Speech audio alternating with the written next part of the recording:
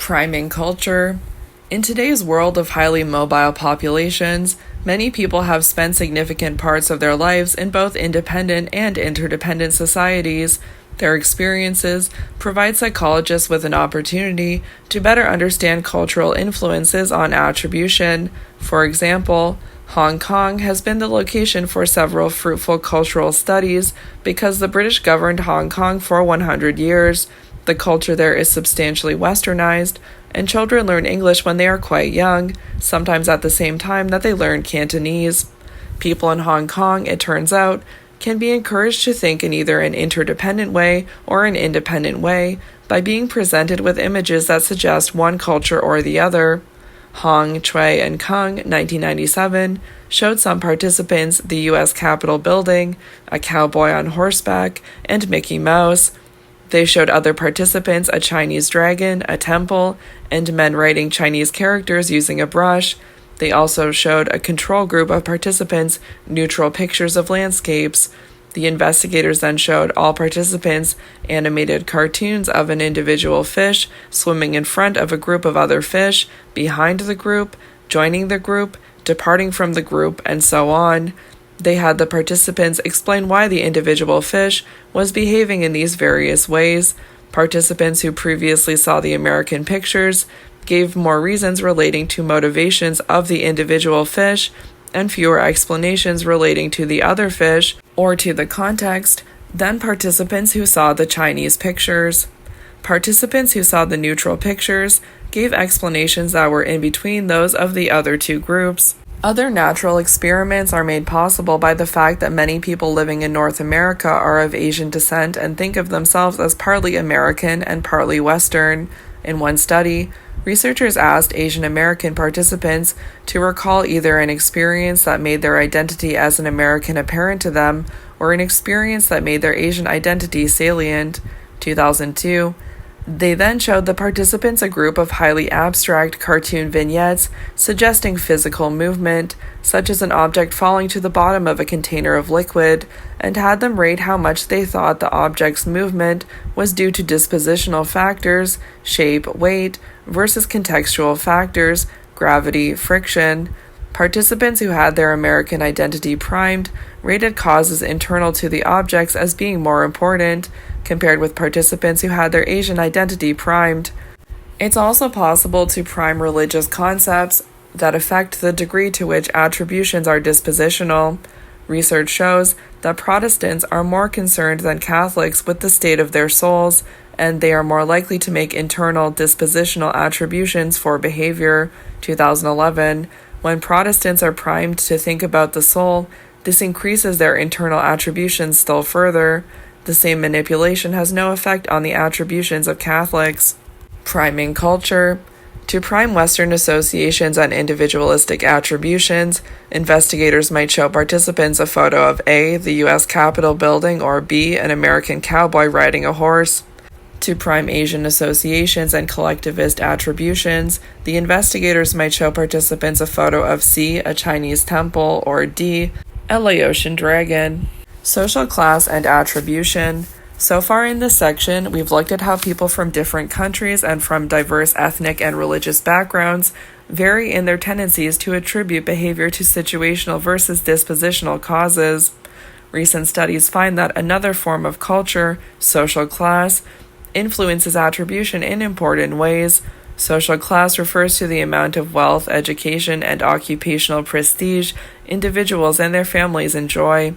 Families with higher socioeconomic status enjoy greater wealth, education, and occupational prestige than those from less privileged backgrounds, and it turns out that within a particular culture or ethnicity, people from different levels on the socioeconomic ladder arrive at very different causal explanations for events.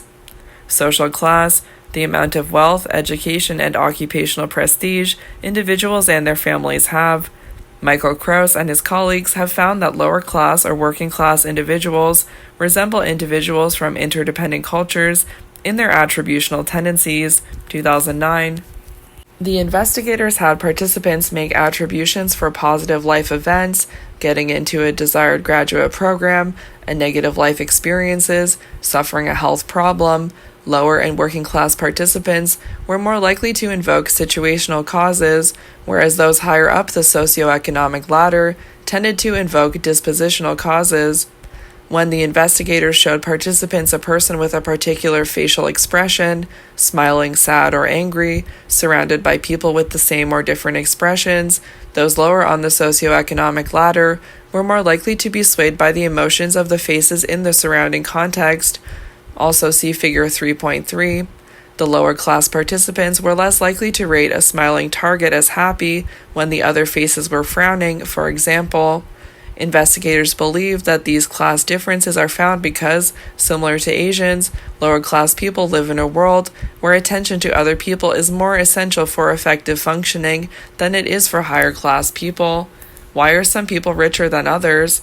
Class-related differences in attribution extend to how people from different class backgrounds explain why some people are rich and some are poor.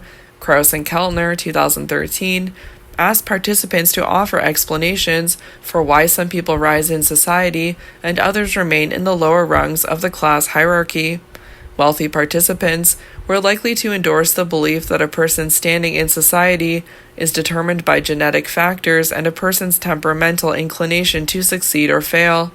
Working class individuals are more likely to cite situational factors. Another study in this investigation found that upper-class individuals' tendency to attribute a person's lot in life to genetically based biological factors led them to advocate for harsher punishments for students who have been found cheating and for citizens who have violated the law. Dispositions, fixed or flexible.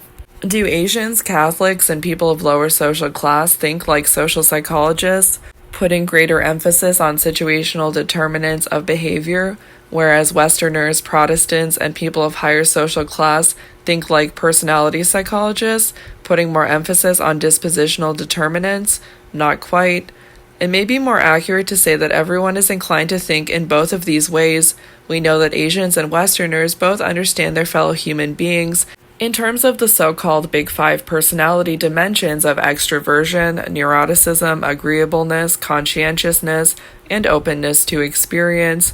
These dimensions play almost as big a role in judging people's personalities, including their own personality, for Asians as they do for Westerners.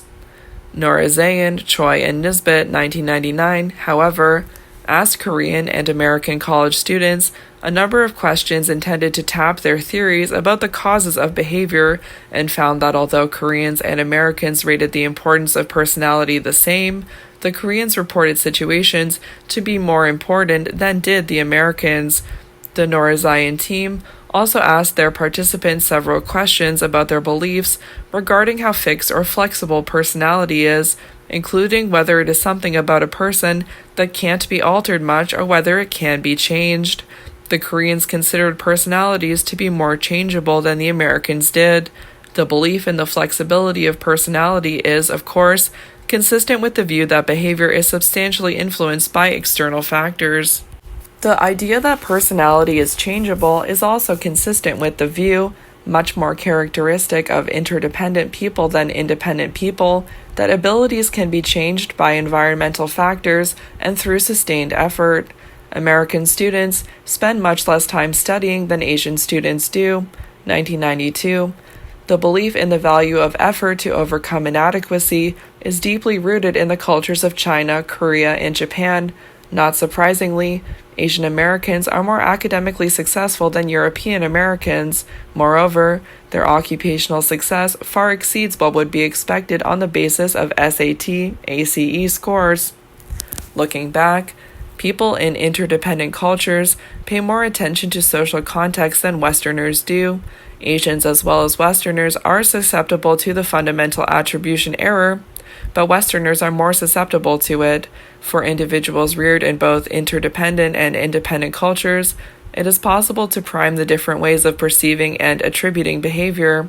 Social class also influences attributional tendencies. Lower and working class people are more likely to attend to the surrounding circumstances, whereas middle and upper class people tend to make dispositional attributions. Protestants, whose concerns focus on the soul, are more likely to make dispositional attributions than Catholics. beyond the internal-external dimension.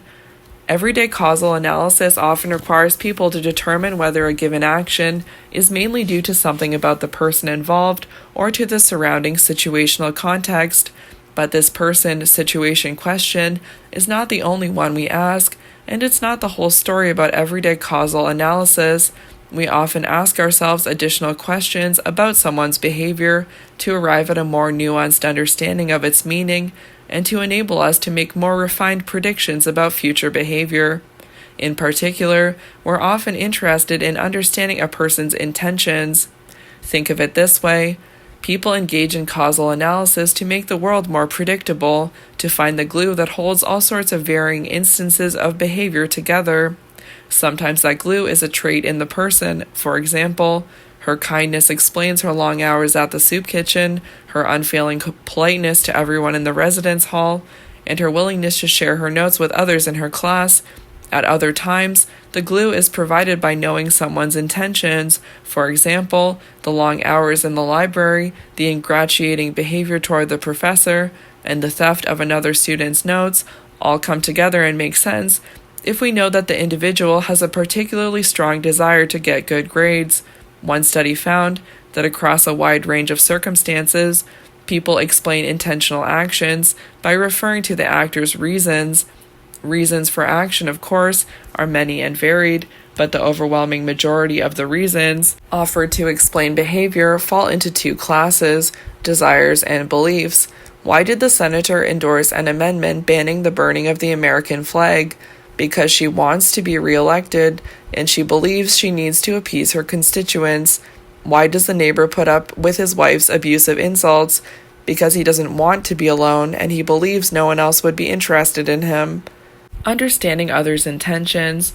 We often try to understand other people's behavior by discerning their beliefs and desires. We might understand Texas Senator Ted Cruz's appearance at this rally, for example, by assuming that he wants to get reelected, and he believes that winning over Jewish voters will help him do so. Looking back, when we want to understand a person's intentions, the attributional question we are most inclined to ask concerns the reason for the person's behavior. Understanding a person's reasons for a particular action, in turn, often requires understanding the person's beliefs and desires. Chapter Review Summary. From acts to dispositions, inferring the causes of behavior. People constantly search for the causes of events, and their attributions affect their behavior. People have different explanatory styles, which tend to be stable over time.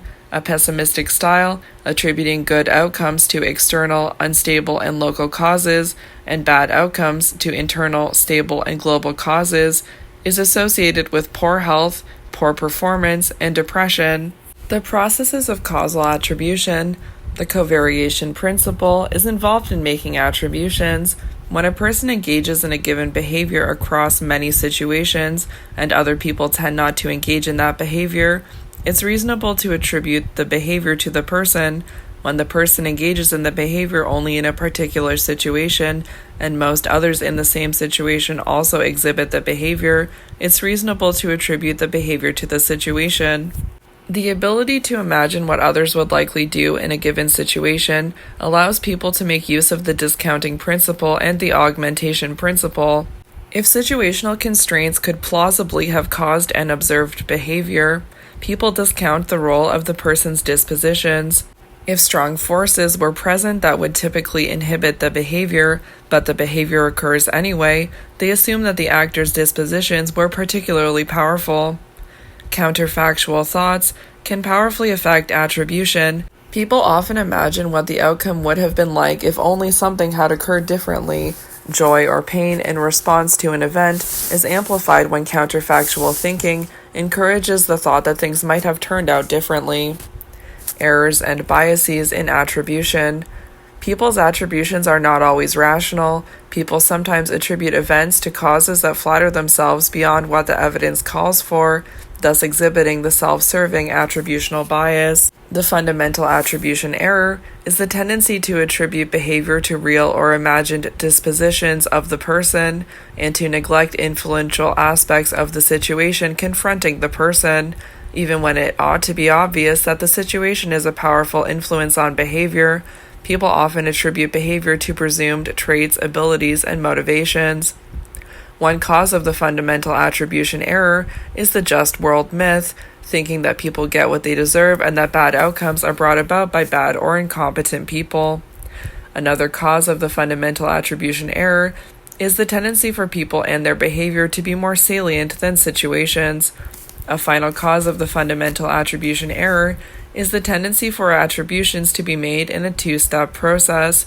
People typically characterize others immediately and automatically in terms consistent with their behavior, and only later, or perhaps not at all, do they adjust this initial characterization to account for the impact of prevailing situational forces. There are actor-observer differences in attributions. In general, actors tend to attribute their behavior much more to situations than observers do, partly because actors can usually see the situations they confront better than observers can. Culture and causal attribution. There are marked cultural differences in susceptibility to the fundamental attribution error. Interdependent people are less likely to make the error than independent people, in part because their tendency to pay attention to context encourages them to look at the situation confronting the actor. When bicultural people are primed to think about one culture or the other, they make causal attributions consistent with the culture that is primed. Lower-class individuals, like people from interdependent cultures, tend to make more situational attributions compared with middle-class and upper-class individuals. Beyond the internal-external dimension, much of the time, people are concerned with more than just whether to attribute behavior to the situation versus the person. They're interested in discerning the intentions and reasons that underlie a person's behavior.